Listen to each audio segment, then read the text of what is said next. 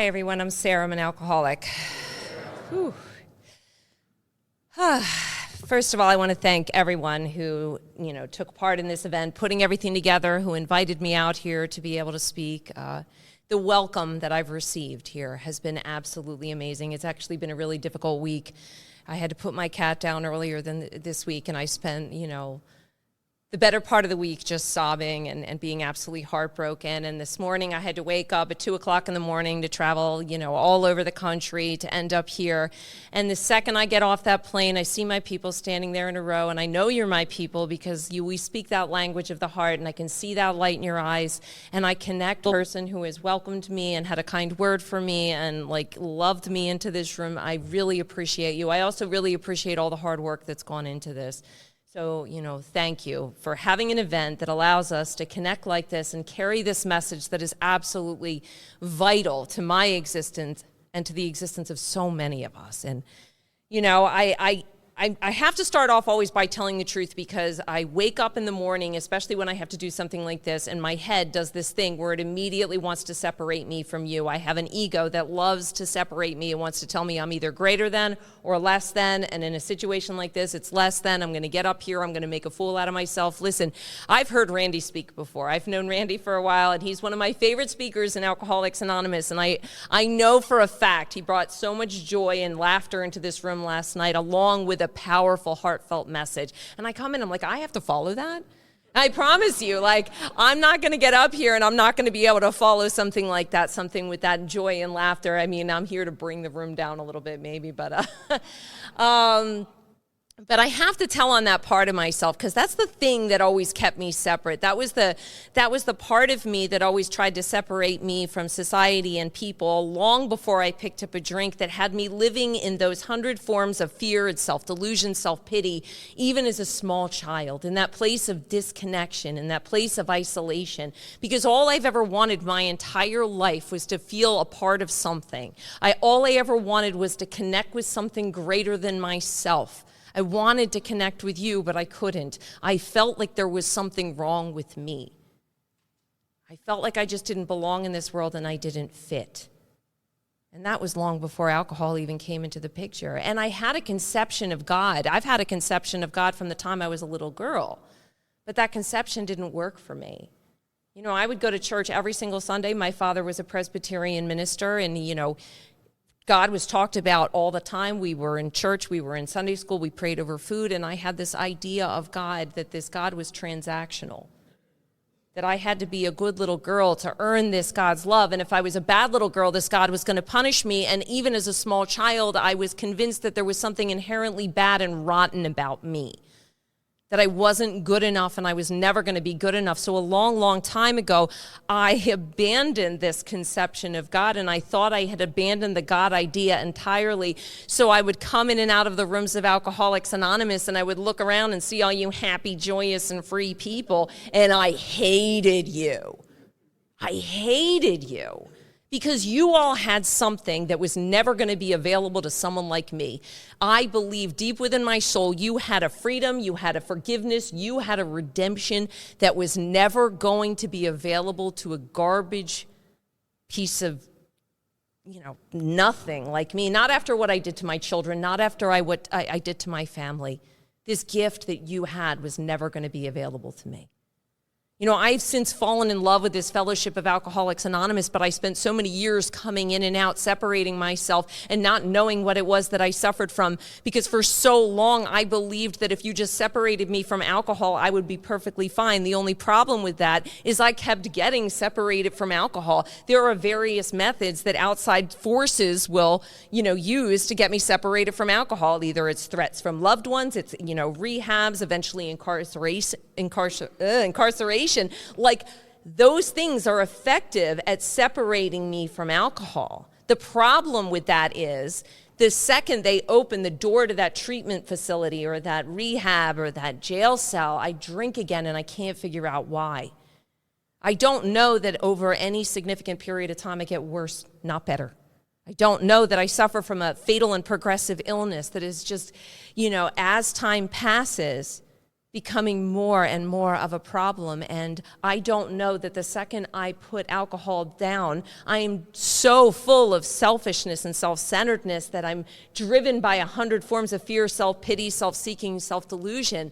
And that is what is creating my suffering, that I have this spiritual malady, that I have this disconnect from you and from God, and that I'm craving this. I'm craving this connection with a power greater than myself. And the only thing that ever gave that to me prior to coming into Alcoholics Anonymous was alcohol.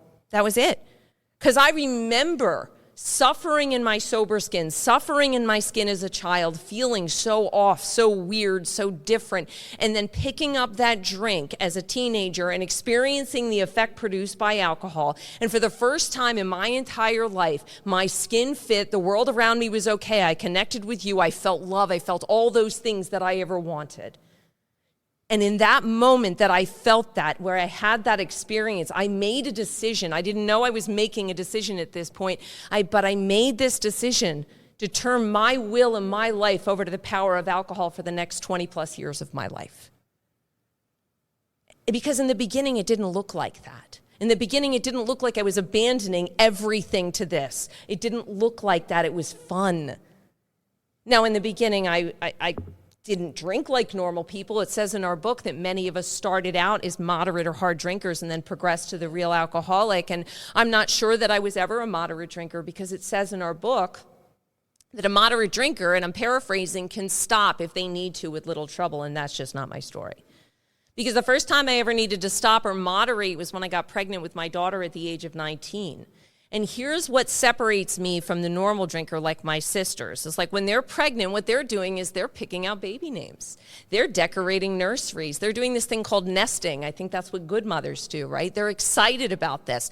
But what I'm doing is I'm counting the days that every single day that I'm carrying this child, like it's a prison sentence, checking off these days on a calendar so I can, awaiting that beautiful day where I can get this kid out of me and I can again experience that sense of ease and comfort that comes with that first drink, because I feel like I can't breathe. And that's exactly what I do. And as soon as my daughter's born, I pick up that drink and I experience that ease and comfort that comes back. And, as time passes, I start crossing these invisible lines I don't even know I'm crossing, because in the beginning it's fun and it's a party and it's a good time. But at some point, I cross over this line where it goes from being this party and a good time, where it goes to being this full-time job where I can't function without it. I can't go to work. I can't have conversations. I can't get out of bed unless I have alcohol in me. And that as more time passes and I'm starting to experience some of those external consequences and things are getting uncomfortable for me, I cross over another invisible line where it goes from being this full-time job to being this nightmare that I can't wake up from. It gets very, very dark. And that started to happen, when my daughter was about 7 years old and I was on to my second marriage, second pregnancy. And I've already lost custody of my daughter at this point. And during this pregnancy, I don't want to stop. I drink the entire pregnancy. I have no ability to stop. I have no connection to the child that I'm carrying. I'm lying to every single person I know. I'm lying to the man I'm married to. I'm trying to dress up this outside life because I think that's what's going to make me okay. If I just have this perfect little family, if I just have the husband, if I just have the kids, I'll be okay. But I'm dying inside and I can't breathe a sober breath. I can't connect to the child I'm carrying. I can't tell the truth. I know I'm a scumbag. I know this. And I know that if anybody ever knew the truth about me, they would despise me as much as I despised myself. And I drink this entire pregnancy, and as a direct result of that, I give birth to a baby who's 3 months premature, and he's 2 pounds. And I remember the first time I laid eyes on my little boy, he was in a NICU, and he was in an incubator. And as soon as I saw him there, all that love and connection that I couldn't feel for him when I was pregnant, I felt for him in that moment. The only problem is what came with that love was this overwhelming sense of shame and guilt, because I knew that I did this to him. I knew he couldn't breathe because of me. I knew he couldn't be held because of me. I knew that was my fault. And the only thing I had at that point, the only solution I had in my life that would remove that kind of guilt and shame was more and more alcohol. But here's the problem. At this point, alcohol is not producing the same effect anymore.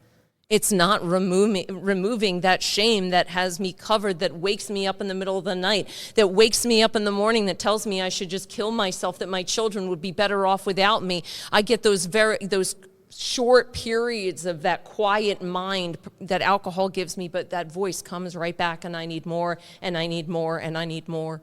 And so many different places in our book, it talks about like this thing that we have moral and philosophical convictions galore, but we can't live up to them even though we want to, or we could wish to be moral, wish to be philosophically comforted. We could will these things with all our might. I don't have that power. See, for a while, like I thought this was some sort of moral failing on my part, that I was just a terrible human being, because what kind of person does the things that I do? I put my children in harm's way. The kind of mother that I am, I nod out and I drop my kid on the floor, or I take my child into some of the worst neighborhoods in Philadelphia, Pennsylvania. I need to clarify that, but the city, and I throw a blanket over his head to run around the corner and go get what I need to get and get back in the car. I'm the kind of mother who gets arrested with my 8-month-old baby in the car, and my husband at the time had to drive to a police station and pick up his child. And I remember what happened that day. I got bailed out the next day, and I come home, and my husband's sitting there in the living room because he's had enough. He's finally had enough of this. And he has everything packed, and he's going to leave, and he's going to take my child. And in that moment, I am crippled with fear. He cannot leave me. I've already lost one husband, one child. I can't go through this again. And I beg, and I plead, and I promise. I make all of these grand promises, and in that moment, I meant them with every fiber of my being. I will do anything you tell me to do. Please do not leave me, and please don't take my baby from me. I'll do anything. I meant it. Up until the moment he said one thing to me. I'll stay on one condition.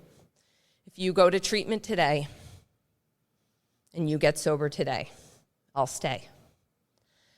And I looked at that man, and I looked at my little boy, and I knew he was going to walk out that door. And I said no. I said no. Because here's what my alcoholic brain will tell me, and this is what it told me. I can fix this tomorrow. I can get him back tomorrow, but right now I need a drink. In that moment, I needed alcohol more than I needed that roof over my head, more than I needed my marriage, more than I needed my child, more than I needed oxygen. I needed alcohol. And I got that drink, and he walked out that door, and they never came back. And when they're gone, I sink into this pit, that mire of self-pity that it talks about that I can't pull myself out of. And I suffer for so long under this delusion that I am this worthless human being. I'm vile. I can't believe what kind of mother, what kind of woman chooses alcohol over her family, over her husband, over her children. I suffered under that delusion for so long, and it wasn't until many years later when I came into these rooms completely broken, and a woman in AA opened up that book with me and explained to me, showed me in black and white what it says, and there is a solution that for reasons yet obscure, most alcoholics have lost the power of choice when it comes to a drink. See, I didn't know I couldn't choose my children. I didn't know this wasn't some moral failing that, because I'm not a sociopath. I felt all the shame of what I did. I felt every second of that shame, but I didn't know I didn't have the power to choose, that I was beyond human aid, and that I needed a power that much bigger than alcohol. And when I saw it in black and white, that started to convince me, because for the first time I knew I wasn't garbage, and I wasn't beyond saving, and I wasn't beyond redemption, and that maybe, just maybe, I belonged here with you. And what I want to sit here tonight is and tell you is that, losing custody of my children was enough to get me here, but it wasn't.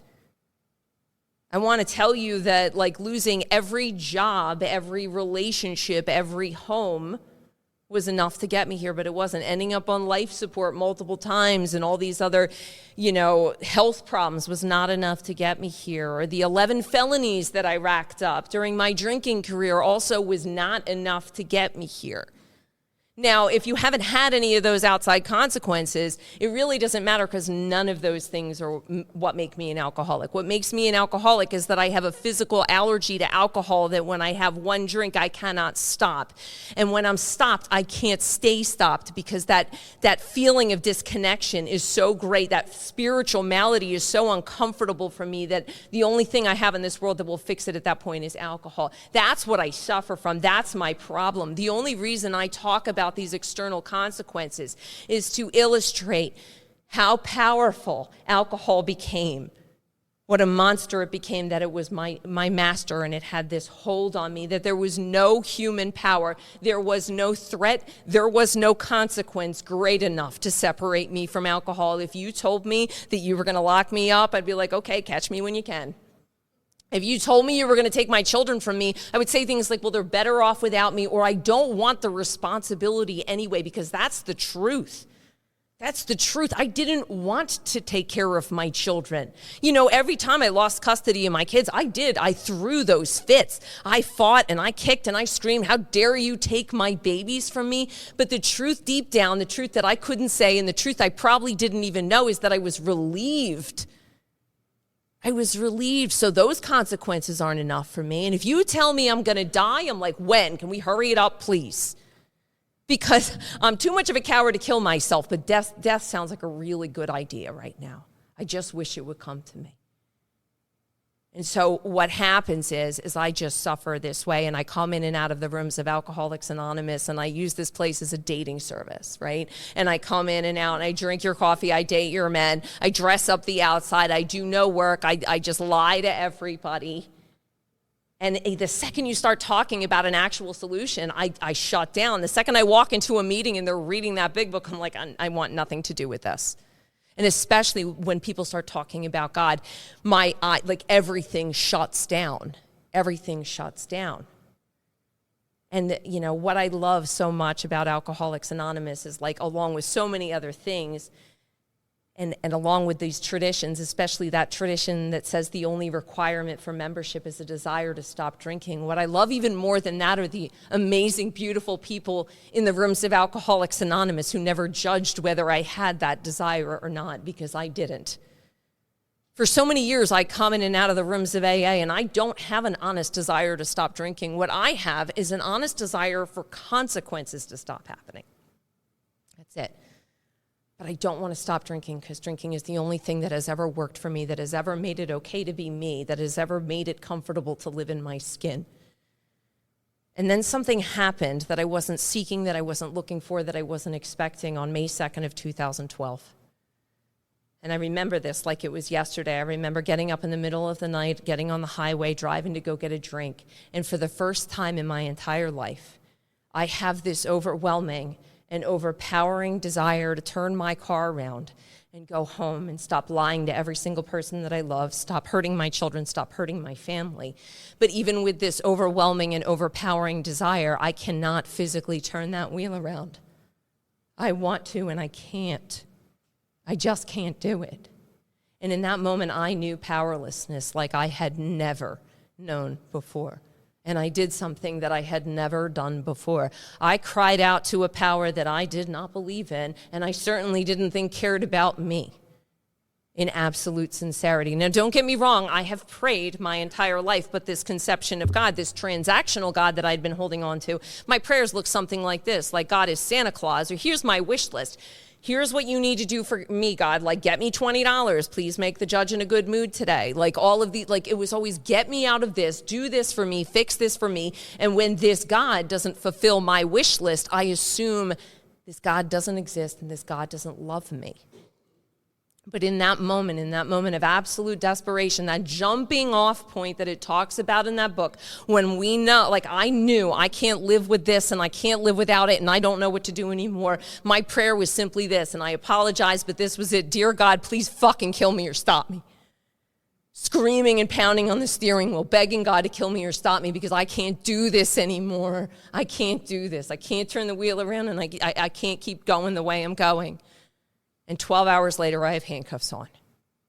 Now, I don't know how God shows up in your life, but God has no problem showing up in mine as law enforcement, because it is a very effective Power greater than myself, right?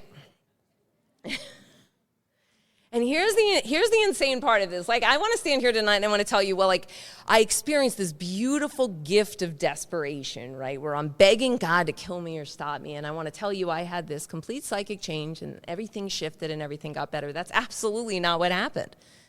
What happened is that I experienced the, remarkable recuperative power of the alcoholic ego.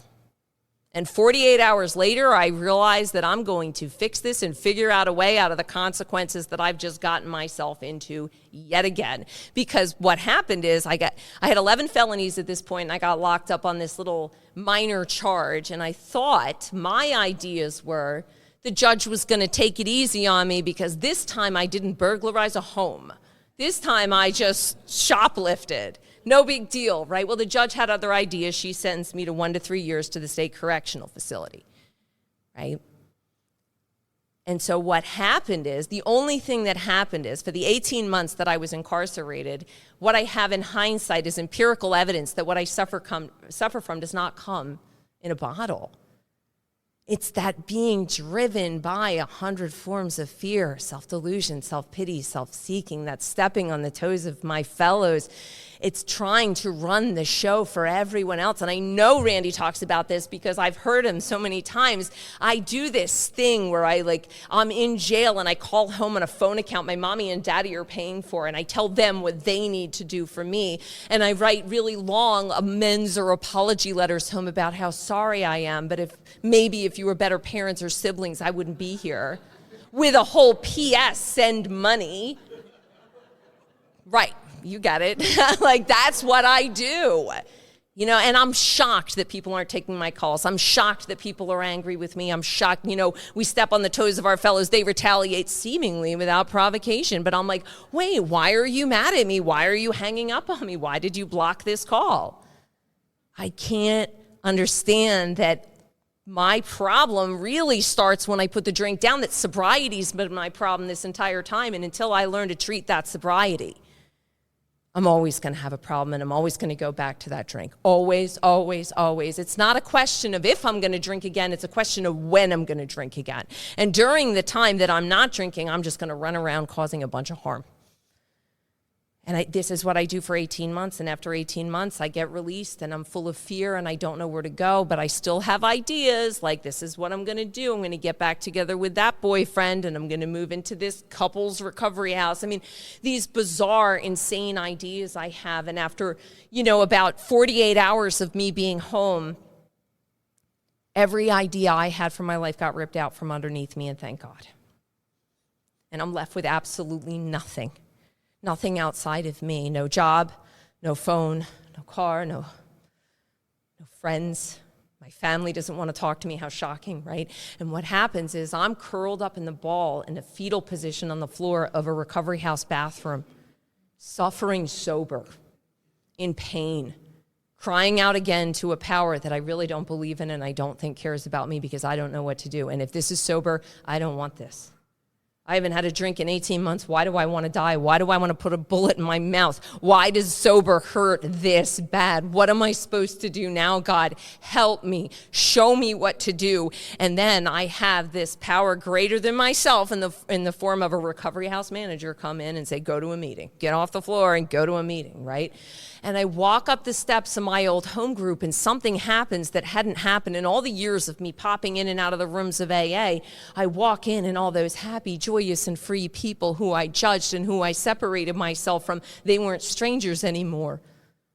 These were the people I drank with, people I got high with, people who'd been living on the streets of the city like homeless. And they were in the rooms of Alcoholics Anonymous, and their eyes were lit up. And they were walking around with that beautiful blue book, and they were talking about this power working in their lives. They were talking about these 12 steps. They were helping other people. They had purpose. They had joy. They had freedom. And for the first time in my entire life, I believed it because I knew these people, and I knew they didn't have the power to do that. I knew that deep within my soul. Now, the one thing I didn't know deep within my soul is whether this was going to work for me, because my ego is working overtime. It's separating me from you still. Again, either greater than or less than. Coming in, I'm still less than. I'm still so much worse than you. But I'm out of ideas and I don't know what else to do, so I'll do anything anybody tells me to do in the rooms of Alcoholics Anonymous. That was my first real surrender to this program, my first decision to turn my will and my life over to the power of something and just asking someone to take me through these 12 steps and taking that direction. And nothing about it was comfortable. Like, I didn't have the heavens opening experience. I had that educational variety experience going through these steps. And a lot of it was really painful. I remember my first third step experience, and I say first because I've had to go through the steps more than once, and maybe I'll get to that, but there's a reason for that. But my first third step experience, where I'm making the most important decision I've ever made in my entire life, to turn my will and my life over to this power that I can't see, feel, hear, touch, right? I'm making this decision, and I miss the moment because I'm too busy thinking about myself. We're like kneeling on the floor, holding hands together in front of other people. I'm saying words I don't understand. I don't know what is happening here. I'm just following direction. And I don't feel anything. I don't get up from that prayer and the whole, room shifted and I didn't feel anything. But what did happen was when she put paper in front of me and told me to start writing, I did exactly what she told me to do. It says it right there. If you turn that page over from that third step, although this decision is a vital and crucial step, it would have little permanent effect unless at once followed by a strenuous effort to face and be rid of what was blocking us, what was blocking me from you and blocking me from God.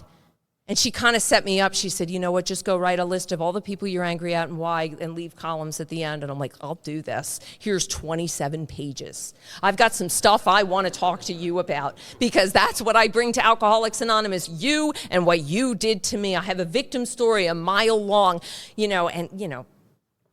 my mom gets a page to herself, right? Anyone else have a mom who made them an alcoholic? Yeah, that's how I show up here. And as I sit there in this, for hours and hours and hours in this fifth step inventory and walk away from this, I don't necessarily feel the nearness of my Creator immediately, or, that was not an immediate promise. I did experience that later. My first experience with this, I looked at that and I felt worse. It was the first time I saw the truth about myself. I couldn't deny it. I couldn't look away from it. It was right there in front of me in black and white. But what did start to happen was this. For the first time in my entire life, I saw the truth. And my perception of reality started to change just a little bit. For instance, like talking about my mother, the greatest resentment on my list. She got a page to herself. I had a lot to say about what she did to me. I'll sum it up. The worst thing, I guess, was that when I was a teenager, these three men did something to me that was awful, and my mom's reaction to it was, how could you be so stupid? Why'd you put yourself in that position? And full of shaming me. And from that moment on, I spent the next couple decades of my life doing everything in my power, making her pay for that.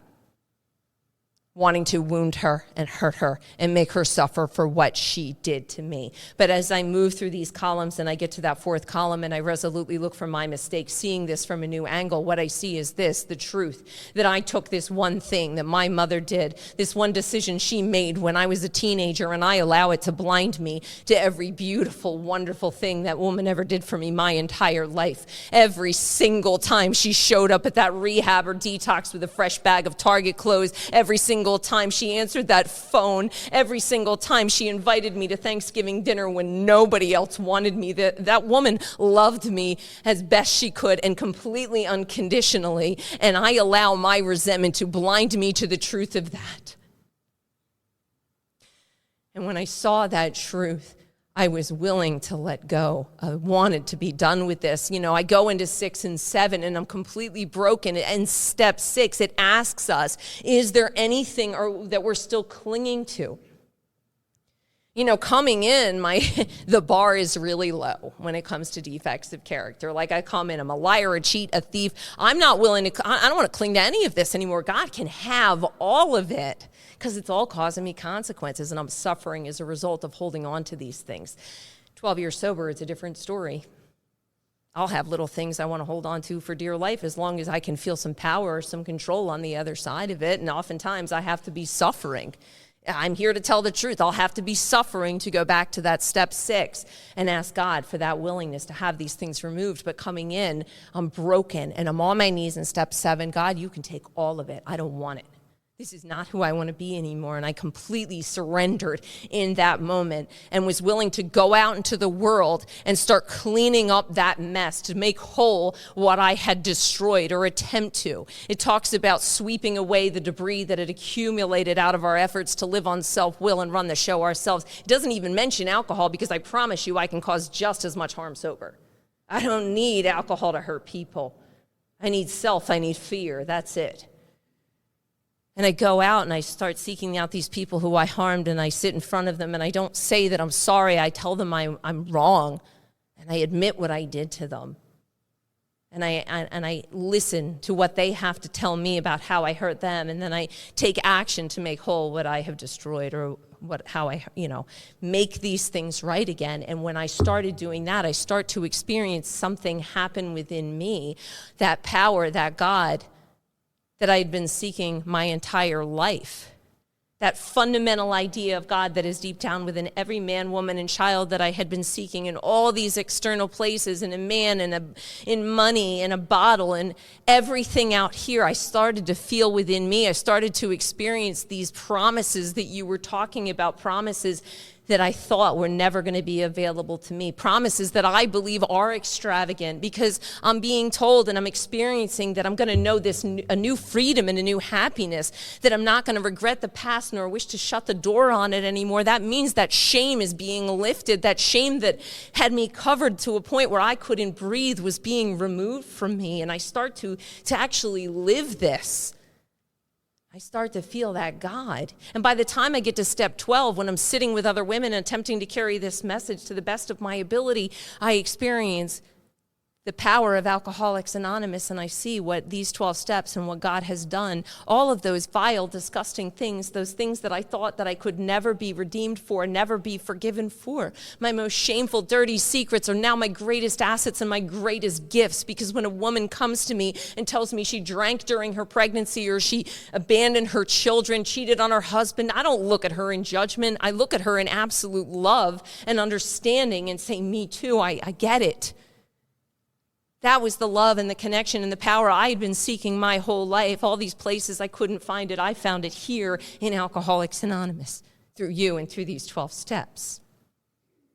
And I'm on fire for this program, and I start going out into this world and living the life beyond my wildest dreams. And I never understood what that meant until I started actually experiencing it, because when I heard a life beyond my wildest dreams, I thought it had everything to do with the outside. I thought it was all like, job, money, car. I started to get that stuff, right? I have a mortgage on my home today. I'm employable. I have a career, all that stuff. I went back to school. He's a fun fact, right? If when I started going to work and not robbing my employers and nodding out of my desk and actually showing up, people were willing to give me jobs. When I opened the bills that people sent me and paid them, I got things like good credit. Those things started to happen, but that's not what I'm talking about. Anybody can do that. That's kind of basic life skills I probably should have been doing my entire life. I'm talking about the life beyond my wildest dreams that I never expected and I never knew that I was looking for. And some of the gifts that I've received in my sobriety, they don't look like gifts on the outside, but they're the things I hold most dear to me. When I got a phone call from my mom, coming up on 4 years sober, that my oldest sister was dead. In that moment, intuitively knowing how to handle a situation that not only would have baffled me, that would have absolutely crippled me. I intuitively knew that I needed to show up and be of maximum service to my parents and help them bury their daughter, that I needed to show up and be of maximum service to her children and help them bury their mother. And God gives me this incredible gift where he puts me in the room with my parents when they see their daughter in the casket for the first time, and my mother is doubled over in pain in the worst moment of her life, and I get to run to her side and hold her and comfort her in the only way that I know how. What a gift. Because on my power, I am not capable of that. Without Alcoholics Anonymous and a God in my life, I am incapable of that. I am in the bathroom, I am in the jail cell, I am in a rehab, I am anywhere, but in that moment I am running and I am hiding. But something happens with this power working in my life where I feel this loving, guiding presence that directs me to do things that I've never had the power to do before and be present in these moments. And not only that, I got the last year and a half of my sister's life. A friendship that I had dreamed about my entire life, I was able to build with her as a direct result of the 9th step. When I reached out to her to amend my wrongs, I had this beautiful conversation with her. You know, that conversation where feuds of long standing just fall away in one conversation. And we became closer than we had ever been. It was all I ever wanted from my big sister, was to have this relationship. And she suffered. She suffered at the end of her life. She had a disease very similar to ours with a spiritual malady. She was severely anorexic. And the gift that I received and that she received is I got to be not only a friend to her, but she was able to share things with me that she couldn't share with another living, breathing soul, not her husband, not her children, not my parents, nobody. You guys taught me how to show up and tell the truth and carry a story of depth and weight, and that gave her comfort and peace until she died. And I get to carry that with me for the rest of my life. And if I lived to be 150 years old, I could never repay that debt, ever. That is a direct result of what we get here in Alcoholics Anonymous. These are gifts, right? And I experienced this beautiful, powerful experience around my sister's death, and I absolutely know of the existence of God, and I know how these 12 steps work, and I've seen the power of this program. But what happens is, you know, life starts to get really good on the outside. I start to get complacent. I start thinking that I've created this beautiful life as time passes that I'm living.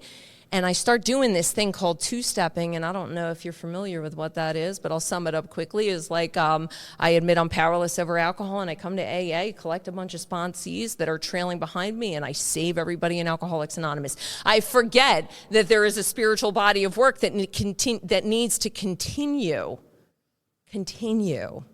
And I start to get disconnected from this power, right? And I start to get a little uncomfortable. And I start to be driven by a bunch of fear and self-delusion again, and I don't know that it's happening. And I start to fall back to sleep in the rooms of Alcoholics Anonymous as an active member. And then something happened in March of 2020. I don't know if anybody remembers that, but the entire world shut down. And what happened when the world shut down is I realized I had placed all these human powers above the highest power, and I didn't even know it. And it all got ripped out. Like I couldn't leave my house. My relationship started to tank. All of this outside stuff that I had become so reliant on to feel okay was removed from me, and I was left in my sober skin again, and I was suffering sober, and I was in pain, and I experienced this moment of grace. And I know it's a moment of grace because a lot of people that I love and respect had a similar moment during COVID, and they're still out there trying to find their way back to Alcoholics Anonymous, and they may never get here. But in that moment, I knew something. I knew that if I didn't take some action and I didn't ask for help, I was going to drink again. And I picked up a phone and I asked another woman in AA to help me. And that woman took me through the 12 steps of Alcoholics Anonymous from the very beginning, like I was a newcomer, like I knew absolutely nothing.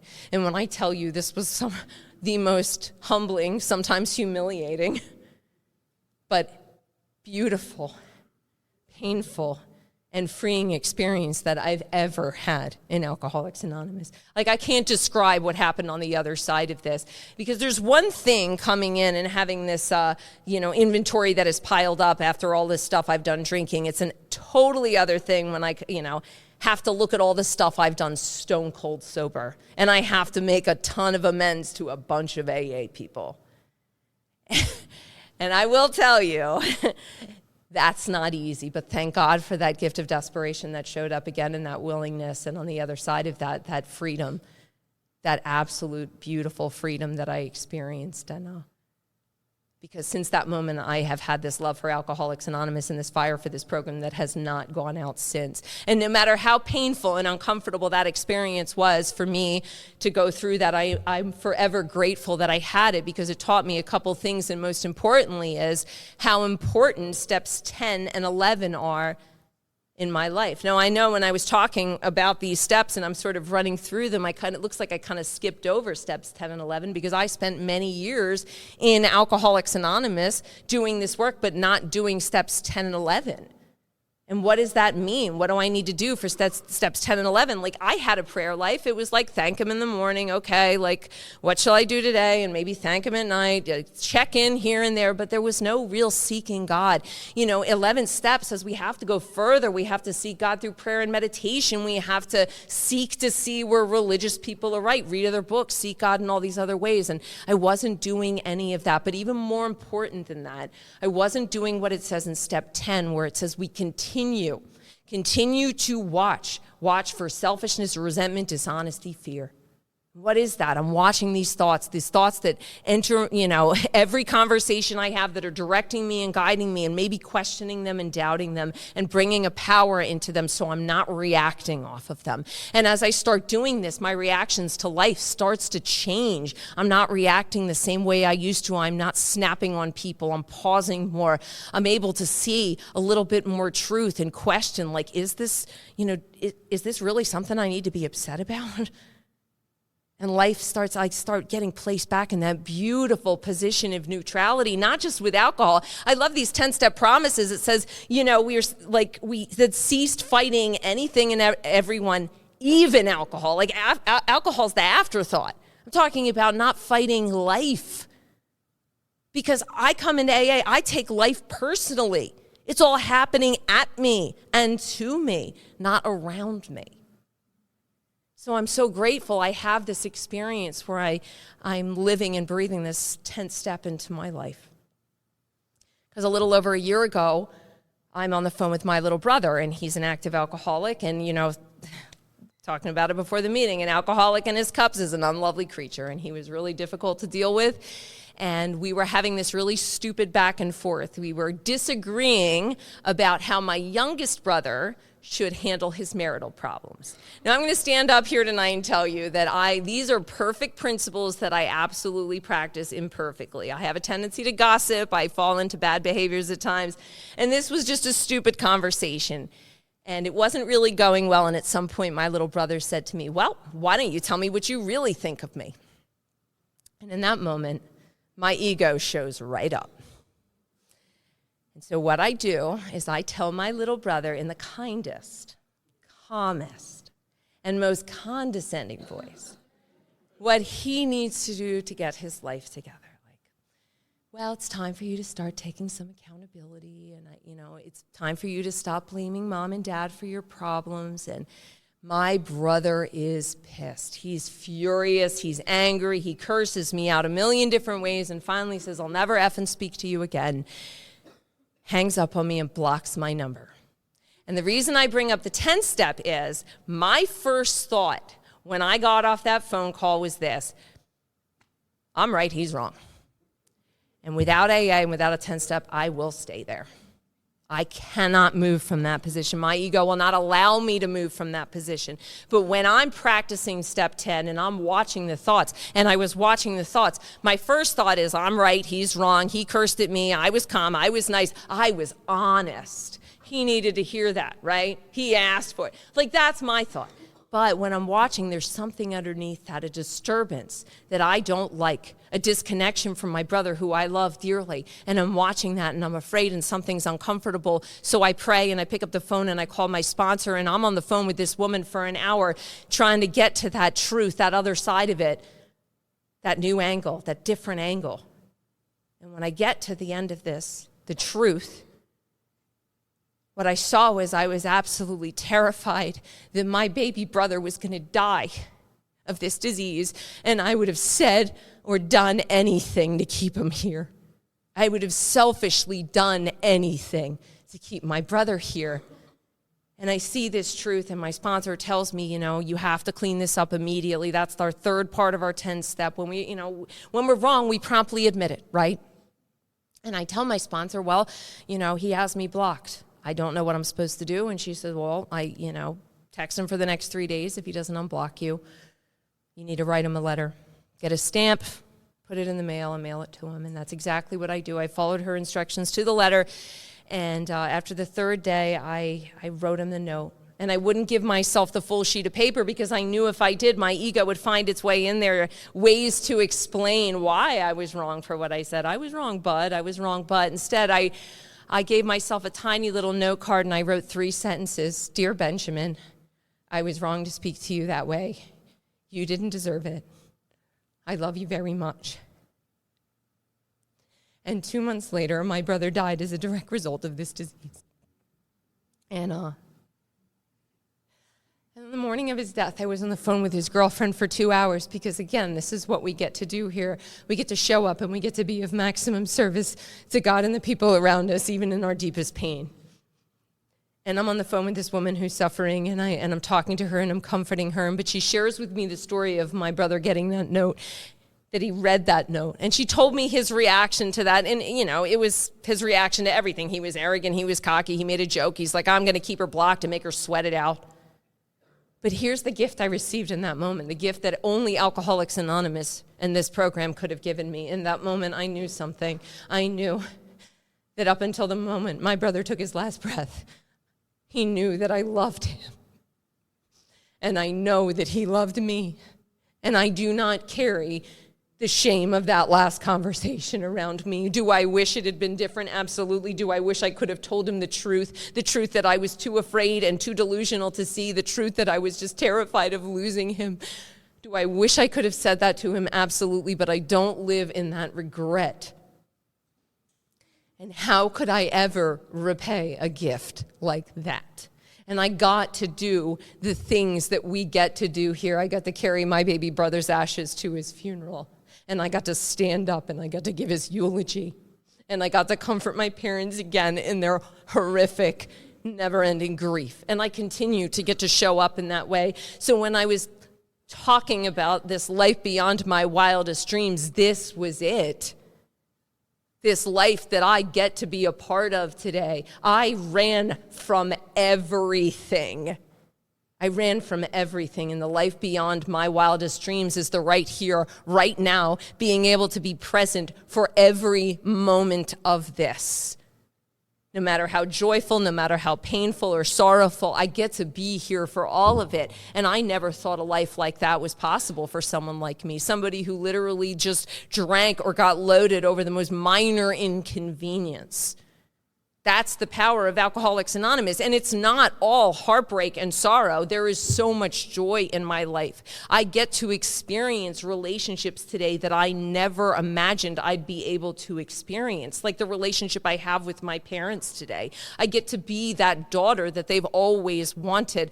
They rely on me. They trust me. My mother doesn't have to worry about when she's going to get that phone call from the medical examiner's office. She knows that if they need me for anything, I'm going to be there. I get to do that today. And with joy in my heart, with love, I get to have a relationship with my mother, that woman who I had my greatest resentment towards. I get to experience this with her. What a beautiful gift that is. I get to be a sister to my remaining siblings. I get to be an aunt. I get to show up for my sister's children because she can't. A couple weeks ago, I got to be there for her daughter's wedding because she's no longer here. I got to stand with her daughter. I get to be able to do that and be present for that. Her other daughter, who just gave birth to a little boy, I get to be there for these moments and show up in the roles God assigns me today. And that I was incapable of before having this experience with Alcoholics Anonymous. I get to be a friend. I get employable today, and I get to sponsor women, right?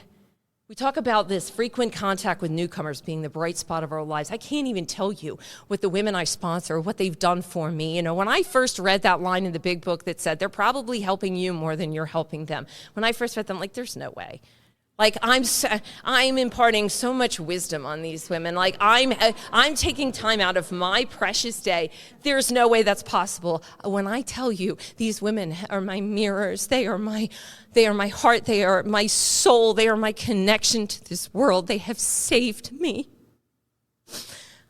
watching them come in, watching them broken, being transformed from the inside out, watching them fall in love with the fellowship of Alcoholics Anonymous with these steps and carry this message to other people, watch them be reborn. I get to witness that miracle. And not only that, I get to watch those women who are on the way out the door, just like I was at 8 years sober, and I get to hold their hand and try to lovingly pull them back into the room and tell them, I understand, and we can walk through this together, and we can come out on the other side of this. And I get to do that with them.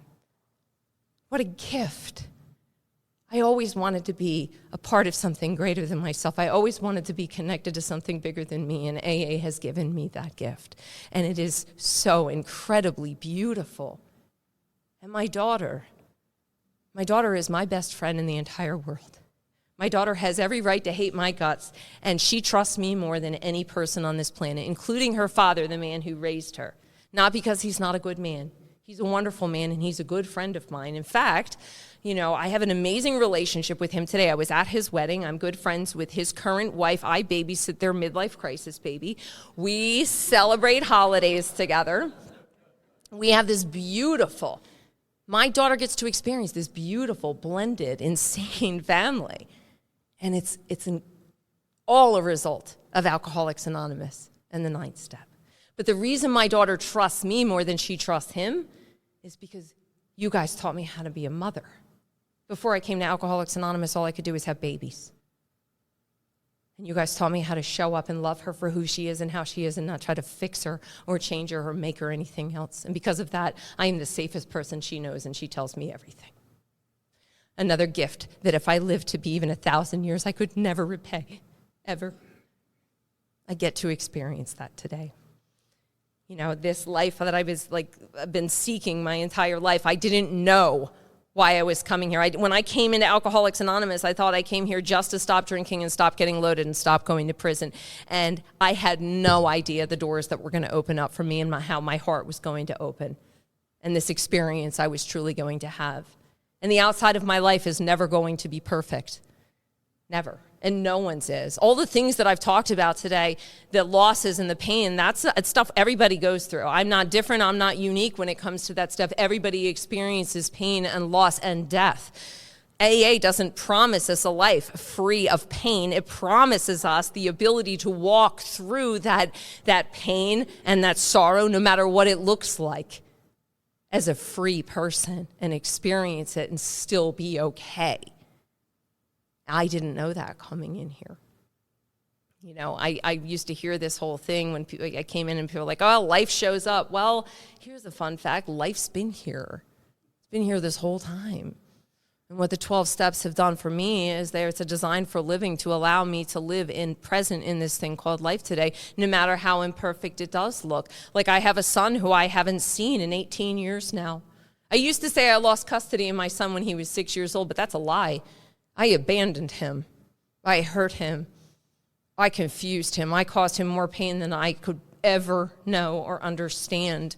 And I walked away from him and allowed another woman to raise him and be his mother. And when I was first going through my steps, I reached out to his father and stepmother through a letter, and I asked for the opportunity to make this right and sit there and make an amends, and they did not respond, and I tried again, and they did not respond. And a few years sober, I'm starting to get a little angry about this. There's a story in the big book. There's like a farmer coming up out of a cellar. I don't know if you've ever read that. He comes up, everything's destroyed, and he's like, well, it ain't grand, the wind stopped blowing. This is me at a couple years sober. Like, I ripped through the lives of my son. It is a miracle he survived having me as a mother. And I get a couple years sober and I'm shocked that they want nothing to do with me. I'm just shocked. I'm like, I don't get it. Why am I not getting this stuff back? I don't understand. And so what I do is, this fun thing I used to do when I was first getting sober, it's like I'd go ask for 20 different people for advice, and then I would pick. I'd pick the one I like the best. Apparently other people have done this. I thought it was unique. And so I'm doing this, and I had well-meaning people in and out of the rooms of AA saying, do this, get a lawyer, you never fully lost your rights. Sounds like a good idea. And I sat with this for a little bit, and then I have this intuitive thought that I know comes from a power greater than myself, because it certainly isn't me. And this thought was, maybe you don't get to do what you want to do anymore. Because I'll tell you what I want to do. What I want to do every single day is I want to drive to that house because I know where he lives, where I send that card and that check every single month and have been for years now. I want to drive to that house and I want to throw my arms around my little boy and I want to tell him how much I love him and how sorry I am. But I don't get to do what I want to do anymore. And in that moment, instead of doing what I wanted to do, I did what the big book suggests we do, which is ask God for an intuitive thought or decision. And I can't tell you I relaxed and took it easy. I'm still a work in progress. I know I hadn't seen my son in a decade at this point. I wasn't even sure what he looked like. So I started badgering God a little bit. I'm like, can you show me, please? Help me, help me, help me. And then one night I typed my son's name into Instagram. And there he was. This beautiful, loved boy living a beautiful, loved life. And this peace that came into my heart, that peace that passes all understanding, came to me, and this knowing that comes from God and not me, that this knowing and understanding that the restoration of this relationship will happen on God's time and not on mine. And I have a deeper knowing today that the restoration may never look the way I want it to, but I will still be at peace because I am just as free today as if you were standing right next to me. It says in our book that we have to burn the idea into the consciousness of every person that we can get well regardless of anyone. All we have to do is trust God and clean house. And when I'm well from the inside, I don't need alcohol to fix me anymore, no matter what the outside looks like. The 12 steps produce the same effect as alcohol. It's a lot more work, but it's so much more beautiful because I get to be here and experience all of it. And these gifts I've received are available to every single one of us. All we have to do is work for it. I love you guys. That's all I have. Thank you.